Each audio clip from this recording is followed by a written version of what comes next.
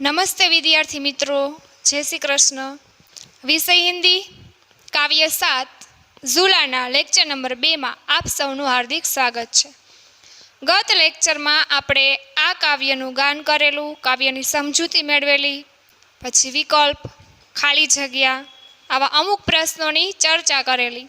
હવે આજના લેક્ચરમાં આપણે આઈડિયલ બુકના જે બાકીના પ્રશ્નો છે એ બાકીના પ્રશ્નોની સમજૂતી મેળવીશું. તો આજના લેક્ચરમાં આપણે આ પ્રશ્નોની સમજૂતી મેળવતા પહેલાં કાવ્ય વિશે થોડુંક પુનરાવર્તન કરી લઈએ. હવે આપણું આ કાવ્ય છે જેનું નામ છે ઝૂલા. તો ઝૂલા એટલે શું થાય? તો કે ઝૂલા એટલે હિંચકો, હિંડોળો. હવે આ કાવ્યમાં એક નાનકડો એવો છોકરો છે જે પોતાની માતાને ઝાડની ડાળીએ હિંચકો લગાવવાનું કહે છે. જે વૃક્ષ હોય એ વૃક્ષની ડાળીમાં હિંચકો લગાવવાનું કહે છે. છોકરો એની માતાને એમ કહે છે કે અમ્મા, અમ્મા એટલે માતા. આ કાવ્યમાં માતા માટે એક શબ્દ પ્રયોગ કરેલો છે, અમ્મા. તો એ છોકરો એની માતાને એમ કહે છે કે મને ઝાડની ડાળી પર ઝૂલો લગાવી દો. હવે એ છોકરો ઝૂલા ઉપર બેસી અને ખૂબ જ ઊંચે હિંચકા ખાવા માગે છે. હવે એ છોકરો એમ કહે છે કે જ્યારે હું હિંચકો હિંચકીશ ત્યારે મારી સાથે ઝાડની ડાળી, પછી પાંદડા અને ધરતી, આ બધા જ મારી સાથે ઝૂલો ઝૂલશે. કારણ કે જ્યારે એ ઝૂલો ઝૂલતો હશે ત્યારે એને એવો આભાસ થશે કે એની સાથે ડાળી ઝૂલે છે, પાંદડા ઝૂલે છે અને નીચેની જે ધરતી છે એ ધરતી પર એની સાથે ઝૂલા ઝૂલતી હોય એવો એને આભાસ થશે. એટલે છોકરો શું કહે છે કે હું હિંચકો હિંચકતો હોઈશ ત્યારે મારી સાથે ઝાડની ડાળી, પાંદડા અને ધરતી પણ હિંચકો હિંચકશે. પછી એ છોકરો છે ઝૂલા ઉપર બેસી અને અમુક જગ્યાની સૈર કરવા માગે છે, એટલે કે મુલાકાત લેવા માગે છે.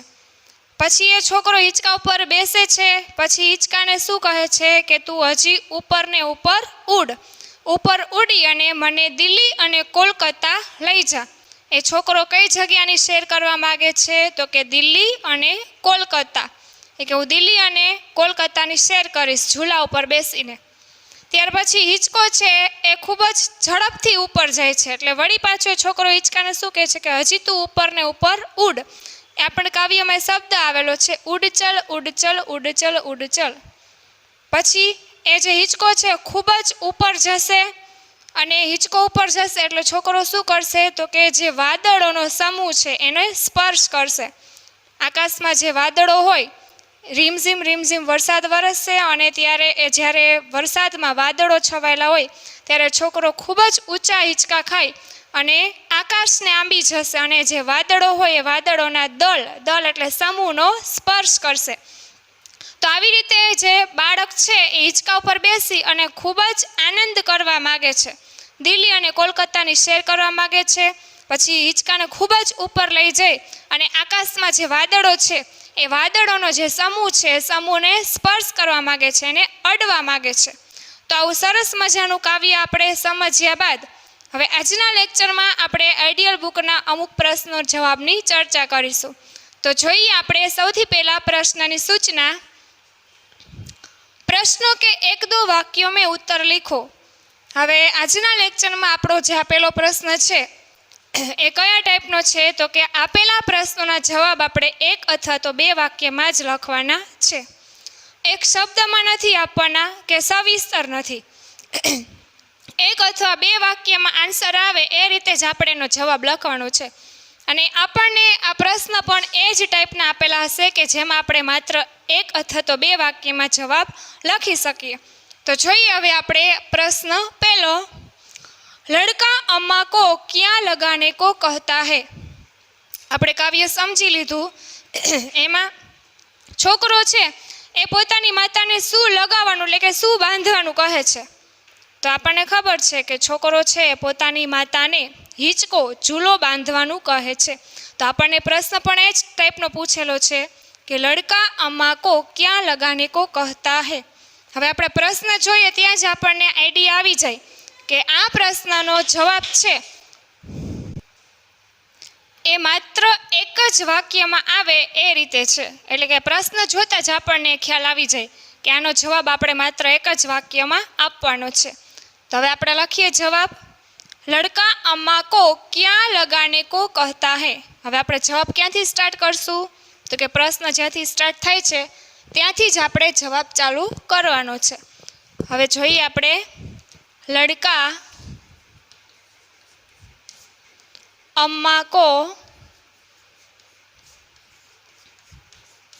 અહીંયા એમ પૂછ્યું છે ક્યાં, તો આ પ્રશ્ન તરીકે છે, તો આની જગ્યાએ આપણે જે જવાબ આવતો એ લખવાનો છે. ક્યાં લગાને કો કહેતા હે, ક્યાં એની જગ્યાએ ઝૂલા. પછી પાછો પ્રશ્નમાં જે રીતે વાક્ય ગોઠવેલું છે એ જ રીતે આપણે જોઈન્ટ કરી દેશું. લગાને કો कहता है.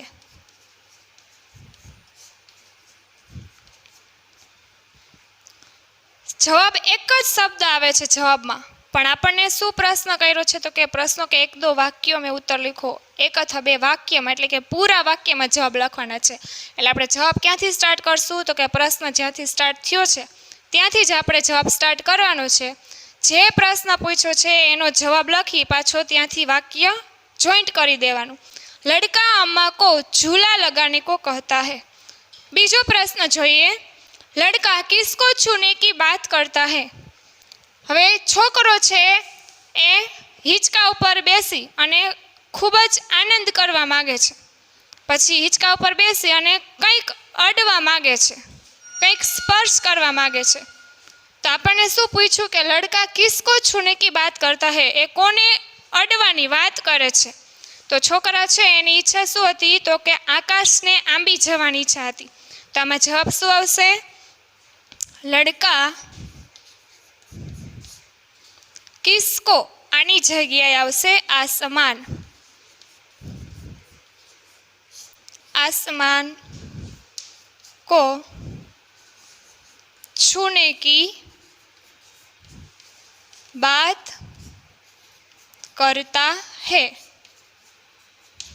અહીંયા બી એ જ રીતે જવાબ આવશે. કિસકો એની જગ્યાએ આસમાન, એક જ શબ્દ છે, પણ આપણે જવાબ કેવી રીતે લખશું? તો કે પૂરા વાક્યમાં. લડકા કિસકો આસમાન કો છૂને કી બાત કરતા હૈ. ત્યાર પછીનો પ્રશ્ન ત્રીજો. ઝૂલા કોણ કોણ ઝૂલ રહે હૈ. હવે છોકરો જ્યારે હિંચકો ઝૂલતો હશે ત્યારે તેની સાથે બીજા કયા કયા તત્વ છે હિંચકો હિંચકશે, ઝૂલશે, એટલે કે એને એવો આભાસ થાય છે. આપણે ઝૂલા ઉપર બેઠા હોય પછી આપણે ઝૂલો ઝૂલતા હોય ત્યારે આપણને આપણું આજુબાજુના જે તત્વો હોય એ પણ આપણી સાથે ઝૂલતા હોય એવો આપણને આભાસ થાય. હકીકતમાં એ લોકો ઝૂલો ના ઝૂલતા હોય પણ આપણને એવો આભાસ થાય છે. એટલે છોકરો જ્યારે હિંચકો હિંચકતો હશે અથવા તો હિંચકે છે ત્યારે તેની સાથે બીજા કયા કયા તત્વો પણ ઝૂલો ઝૂલતા હશે? તો કે ધરતી, પછી ઝાડની ડાળી અને પાંદડા. તો આમાં આપણે જવાબ લખશું. ઝૂલા कौन कौन, डाली, पत्ते और धरती झूल रहे हैं. झूल रहे हैं. હવે આ વાક્યનો જવાબ જે છે, જવાબનું વાક્ય પૂરું થશે ત્યારે આપણે હે ઉપર અનુસ્વાર કરશું. શું કામ? કારણ કે આમાં ત્રણ તત્વો આપેલા છે એટલે વાક્ય કેવું થઈ ગયું? બહુવચનનું થઈ ગયું. ડાલી, પત્તે ઓર ધરતી, ત્રણ વસ્તુ આમાં આવે છે. એટલે એક કરતાં વધારે વસ્તુ હોય ત્યારે આપણે શું કરીએ? તો કે બહુવચન કહેવાય, હે ઉપર અનુસ્વાર આવે. એટલે ઝૂલા ડાલી, પત્તે ઓર ધરતી ઝૂલ રહે હે. પ્રશ્નમાં અનુસ્વાર નથી, પરંતુ આપણે જવાબમાં અનુસ્વાર કરવો જરૂરી છે. ત્યાર પછીનો પ્રશ્ન. લડકા ઝૂલે પર ક્યાં કરેગા. હવે જે છોકરો છે એ ઝૂલા ઉપર બેસી અને શું કરશે? તો કે સૌથી પહેલાં તો એ હિંચકા ઉપર બેસી અને હિંચકા ખાશે. પછી શું કરશે? તો કે હિંચકા ઉપર બેસી અને ખૂબ જ ઊંચો હિંચકો લઈ જશે, ઉપર ને ઉપર જશે હિંચકો, અને ત્યાર પછી આકાશને અડશે અને વધારે ને વધારે આગળ વધી આકાશને અડી અને વાદળોનો જે દળ, જે સમૂહ છે એનો સ્પર્શ કરશે, એનો આનંદ માણશે. તો આપણે જવાબ લખીએ. झूला, लड़का झूले पर क्या करेगा? तो लड़का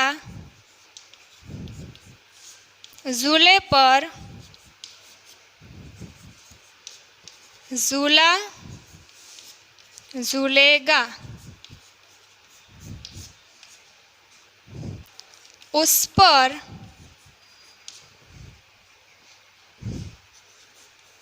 चढ़कर आगे बढ़ेगा और आसमान को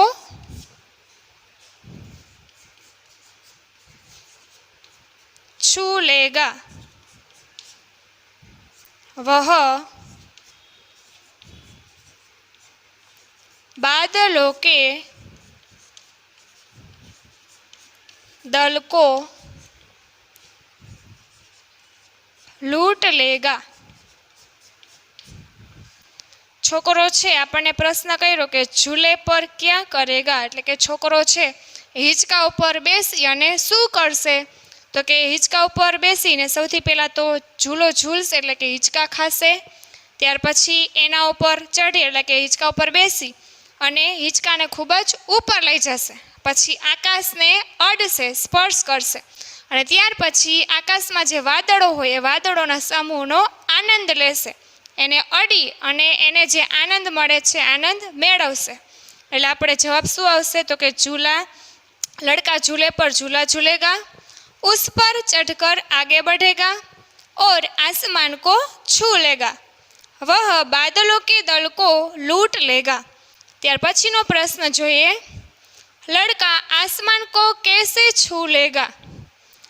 હવે આપણને એમ કીધું છે કે આ છોકરો છે આકાશને કેવી રીતે અડી જશે? તો કે છોકરો છે એ ડાયરેક્ટ તો આકાશને નહીં અડી શકે, તો કેવી રીતે અડશે આકાશને? એની કલ્પના શું છે, એના વિચાર શું છે? તો કે પોતે સૌથી પહેલાં તો હિંચકા ઉપર બેસશે, હિંચકાને ઉપર લઈ જશે અને પછી ત્યાંથી આકાશને આંબી જશે। એટલે જવાબમાં શું આવશે? તો કે લડકા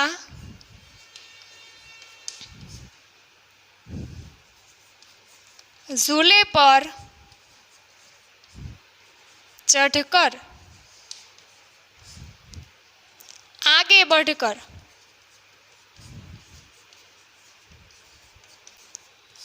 बढ़कर आसमान को छू लेगा।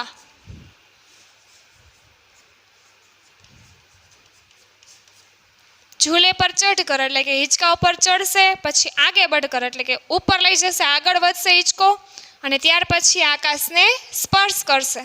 ત્યાર પછીનો પ્રશ્ન, પાણી કિસ તરહ બરસ રહા હૈ। પાણી છે એ કઈ રીતે વરસી રહ્યું છે? આપણે કાવ્યમાં શબ્દ આવે છે બરસ રહા હૈ, રીમઝીમ રીમઝીમ। તો પાણીનો અવાજ કેવો છે? તો કે રીમઝીમ રીમઝીમ। તો જવાબ શું આવશે? પાણી किस तरह रिमझिम रिमझिम, पानी रिमझिम रिमझिम बरस रहा है। ત્યાર પછીનો પ્રશ્ન, લડકા क्या लूटना चाहता है। છોકરો છે શેનો આનંદ માણવા માગે છે? લૂંટના એટલે કે આનંદ માણવો।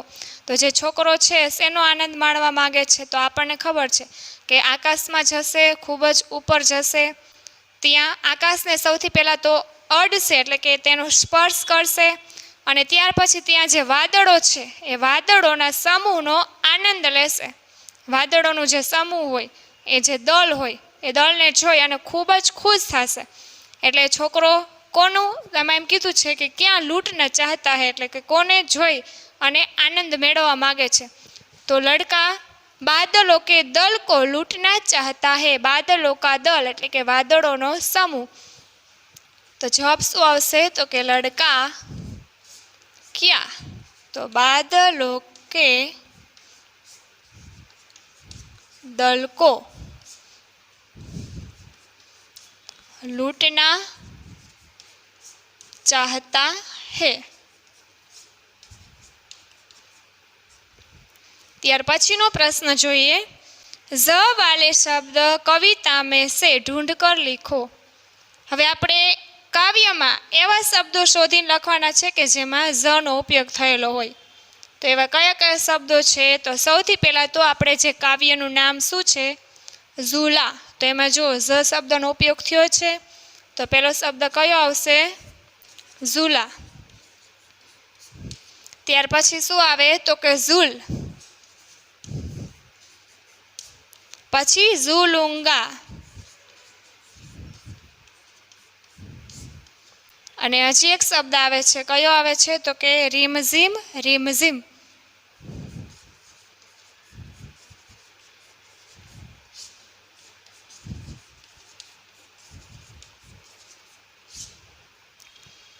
ઝૂલા, ઝૂલ, ઝુલુંગા, રીમઝીમ, રીમઝીમ. ત્યાર પછીનો પ્રશ્ન છે, આપને કહા કહા ઝૂલે દેખે હે. હવે તમે કઈ કઈ જગ્યાએ ઝૂલા એટલે કે હિંચકા જોયેલા છે? તો એક તો આપણે આપણા ઘરે જોયો હોય, બરાબર છે, આપણા ઘરે હિંચકો હોય.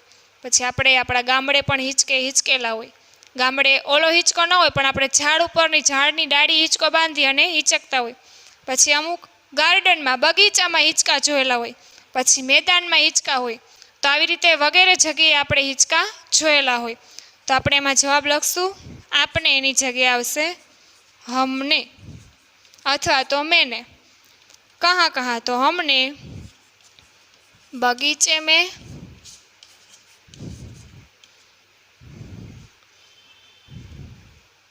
मैदान में,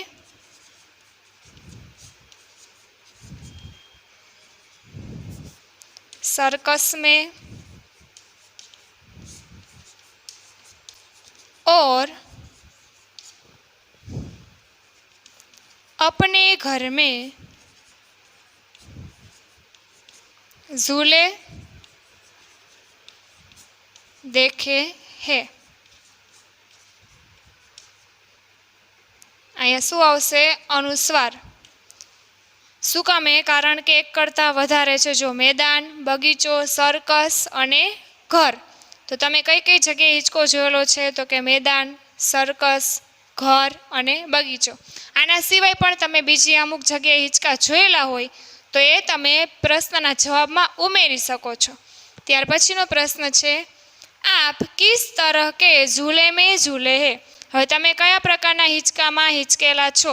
તો કે અમે એક તો જે ડાળીએ હિંચકો બાંધેલો હોય હિંચકામાં, અને દોરડું બાંધેલું હોય એટલે કે રસી, એ પ્રકારના હિંચકામાં અમે ઝૂલેલા છીએ. તો એમાં જવાબ શું આવશે? હમ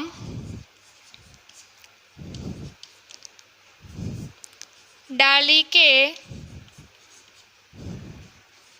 बंधे हुए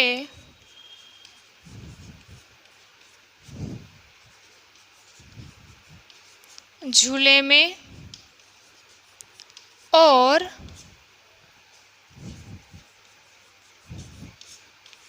रस्सी के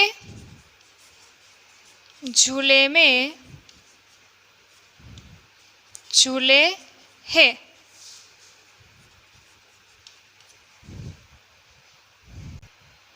ત્યાર પછીનો પ્રશ્ન જોઈએ આપણે, સમાનાર્થી શબ્દ લીખો. હવે પછીના બે પ્રશ્નો છે, એક સમાનાર્થી શબ્દ છે અને ત્યાર પછીનો છે વિરોધી શબ્દ લીખ કર વાક્ય લીખો.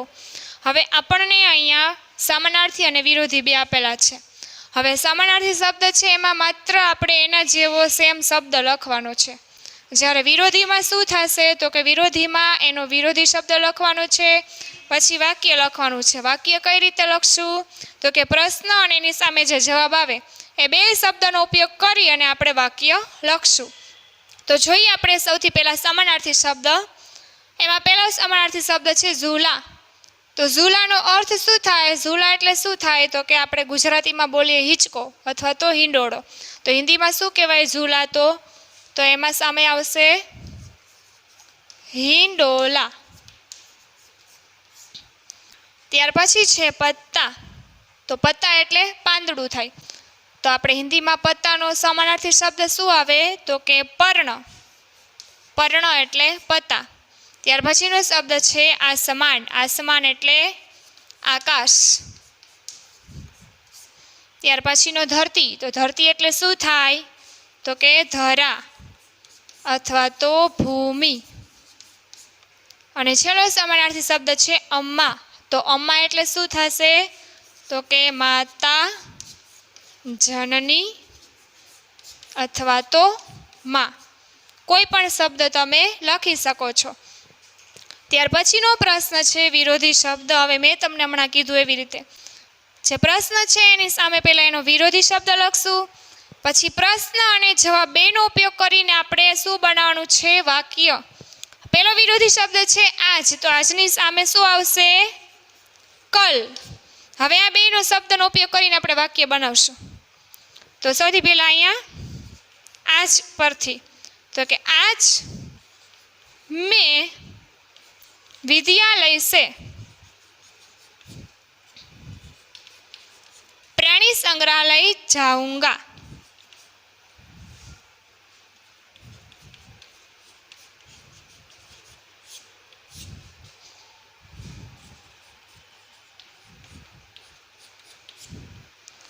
और कल घर पर रहूंगा। बराबर છે? અહીંયા આપણે છે ને જવાબ છે અલગ રીતે લખશું એટલે તમને ખ્યાલ આવે. आज मैं विद्यालय से प्राणी संग्रहालय जाऊंगा और कल घर पर रहूंगा. आज અને કલ.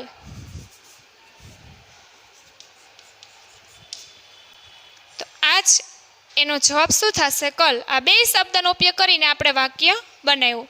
બીજો શબ્દ છે આના, તો આના સૌથી પહેલા એનું આપણે વિરોધી શબ્દ લખીએ. આના તો સામે જાના. હવે આપણે વાક્ય બનાવશું. मंदिर में लोगों का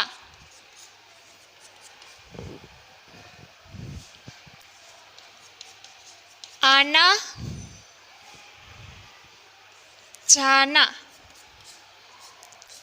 जाना जारी है. बनी गયું वाक्य.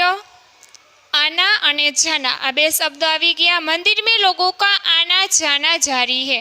ત્યાર પછીનો શબ્દ છે હસના, તો સામે પહેલા એનો વિરોધી લખીએ રોના. હવે આપણે આ બે શબ્દનો ઉપયોગ કરીને વાક્ય બનાવવાનું છે. તો એવું વાક્ય જોવાનું કે જેમાં બે શબ્દ આવી જાય. તો પહેલા આપણે છે ને રોના ઉપરથી બનાવીએ. રોના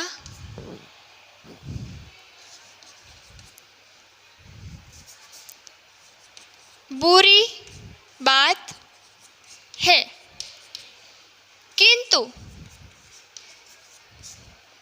हंसना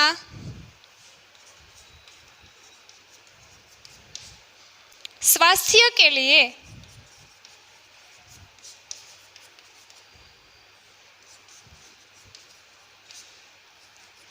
लाभदायक है.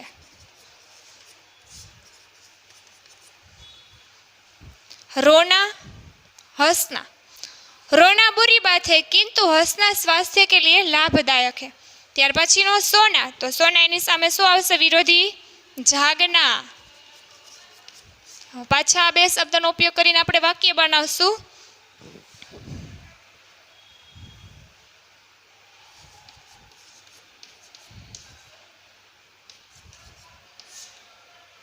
સમયસર सोना चाहिए, देर तक जागना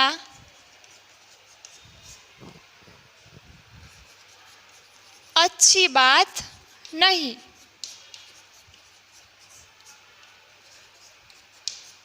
बराबर. सोना અને જાગના. અહીંયા સોના, અહીંયા જાગના. ત્યાર પછીનો ચલના, તો સામે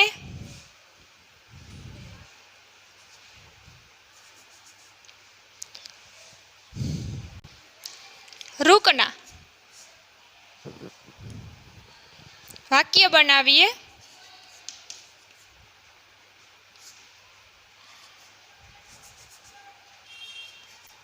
ढाल पर चढ़ना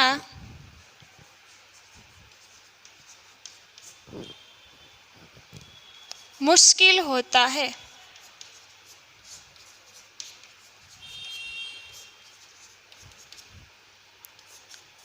बीच बीच में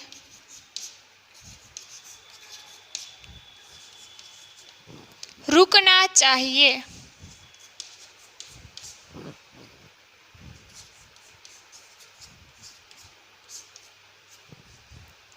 ढाल पर चढ़ना मुश्किल होता है, बीच बीच में रुकना चाहिए। चढ़ना, रुकना, चलना।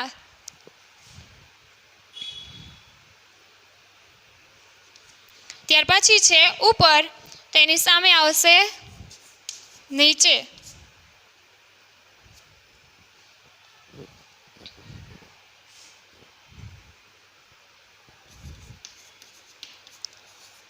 पेड़ की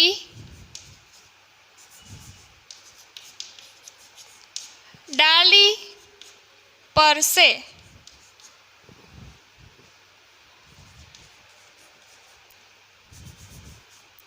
ऊपर बैठा पक्षी मुझे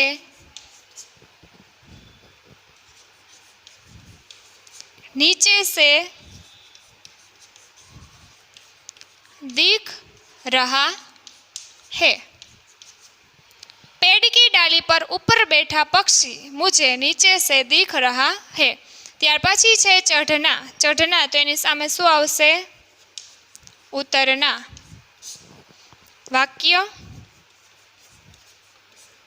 पर्वत चढ़ना मुश्किल होता है।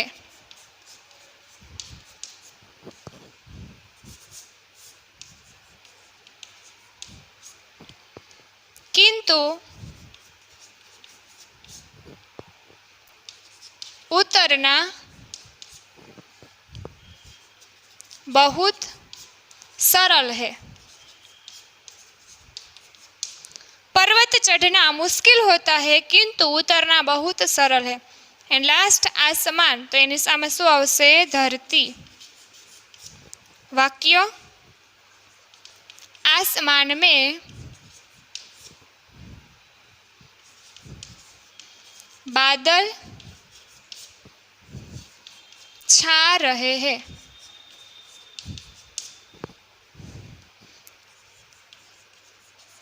धरती पर मोर नाच रहे हैं।